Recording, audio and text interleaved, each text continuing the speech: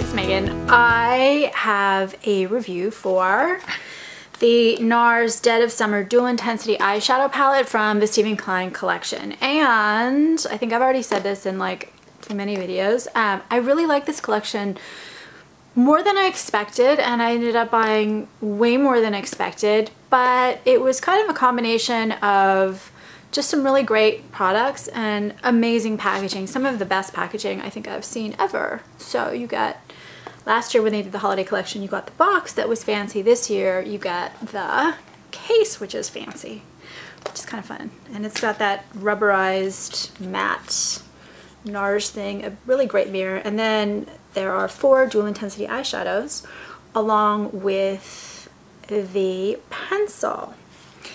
And 3 of these are exclusive for this particular palette, and 1 is Subra, is from the regular collection. And then you also get a mini of an eye pencil, which is also part of the regular collection. So it's $49 for 0.13 ounce, and you get, doing the math, about $70 worth of eyeshadows and about $12 worth of eyeliner, meaning it's worth about $82. You pay $49, so theoretically it's a bargain, right? Depends how many bargains you get when you wander into the Nars store. Anyway, so I do like this palette, and I'm going to swatch them and go through them. I do like this palette. I don't love this palette. I'm a fan of the dual intensity eyeshadow formula. I like shimmery shades. I don't like metallic shades. And I feel like this formula is so finely milled that it never really gets to that metallic, I guess occasionally I like metallic shades, I should caveat that. It never really gets to that full metallic, harsh, you know, there's that heavy metallic look that I really don't like. Because this is finely milled, you never get that. The reason why I like this but don't love it is I don't think that the shades are amazing. They're all really pretty, and the look, I have it on my eyes, is really pretty. I just don't think that it's like a must-have. So that's my honest opinion of it, but it's a beautiful palette. If you don't have these colors, they're all super wearable, and you can really play them up and play them down, do a more natural look, a more, you know, smoky, wild look. It's a little bit of a cool toned palette, but by putting, you know, these are cooler shades with a little bit of a warm undertone, and then by putting a warmer soft gold in there, you kind of make it more workable and accessible for everyone. And I have on the cheek palette and then the Besame Mucho lipstick from the collection, just in case you're wondering. So what do they say? They say that you can use this formula dry for a sheer soft touch of sensual color, or wet for high impact finish. I found with this particular palette there wasn't that much difference, honestly, between them wet and dry. And that's not the case with all the shades, because I have some other shades and I have found that some of them you really get a tremendous difference. But I think because these are more muted colors, they just didn't, they didn't seem that different wet. And they're super easy to apply, they're super easy to blend, they're super easy to build up, but they are more muted. So you can just keep kind of layering on. Since they blend well and apply so well, you have a lot of flexibility in the application, and I like that about them. Let's see, so what else did I say? Then some people have said they don't wear as long as some other shades. Yeah, I think that's probably true. I don't need to wear an eyeshadow primer with them. I get a slightly more intense color look when I use an eyeshadow primer, but it's not a major difference. They do wear better when they're wet, and I think they're less flexible though when you apply them, so you can actually apply them wet and then put a little bit of dry over to get kind of a softer look. So this one right here is Studley, and this is they're all slightly frosty, just to warn you. This is like a yellow gold, and it's a lighter shade. This I have right in here, and it's a really pretty color to put in the inner corner of your eye. I just dotted it right in the corner right here, but this is also great if you like the red lipsticks from the collection, just to wear it alone or with a black eyeliner for just kind of a, I don't know, it's a look that I really like. I do like this. It's soft, smooth, it's a little bit dry. When I did the video swatch thing, I did dry on the bottom and then wet next to it, I really couldn't tell much difference. This one is probably the one that I could tell the most difference, but still I couldn't tell much difference dry and wet. And it's pretty opaque given it's such a light color. The next shade is Stag, and this is a rosy taupe brown.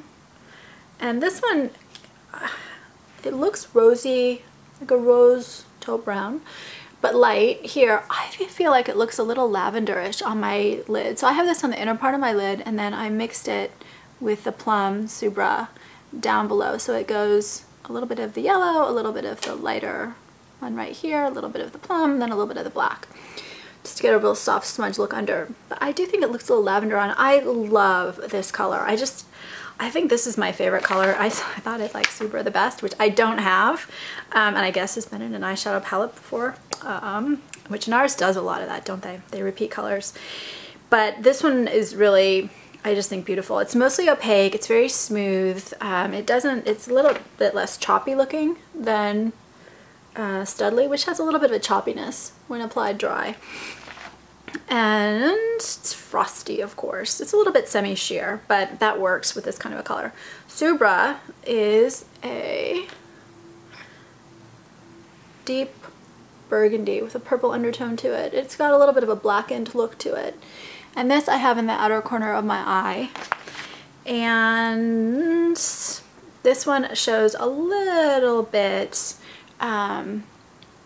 deeper, richer color when applied wet. But again, it's not like a huge difference. And I love mixing the plum with the black. So I have the plum with just a dot of black in the outer corner and then black mixed into the lower lash line. I like this. It's a cooler color, cool toned, but I like these kind of colors for almost every complexion. It's a way to do smoky without going fully black, and purple tends to bring out just so many great colors and a lot of different eye colors, so I really like it. Blackmail is a muted black with like a gray. Now this one I thought didn't apply quite as well as the other three, but, and it's not as pigmented as maybe a black should be, but I like that kind of black because too black and it's too harsh on me. So I actually really like it because you can smoke it out a lot and you can kind of bring in more of a gray look to what you've got on as opposed to that full black thing, which just doesn't work on me. So I'm okay with it, but some people will complain. I've got this lining my upper lashes, and I like using a really tiny brush just to brush a soft color like that right into the lashes instead of having a harsh black line.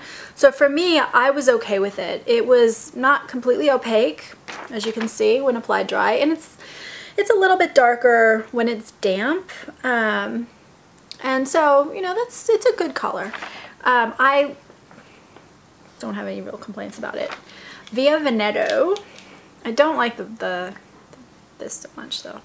So it's right here. It's kind of one of those musky, dark, deep, matte perversion style blacks.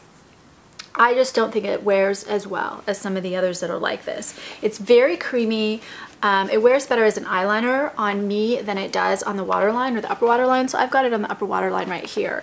And I've had this on for a couple of hours and I've just been running around and it doesn't show any smudging, any bleeding. No, I mean, it doesn't budge. It looks really great on my arm. But if I rub hard enough, I can start seeing it wear away. And so this will last about, on my waterline, not very long, maybe 2 or 3 hours before I start noticing it fading a little bit. Sorry. I have the same problem with the Marc Jacobs liner too.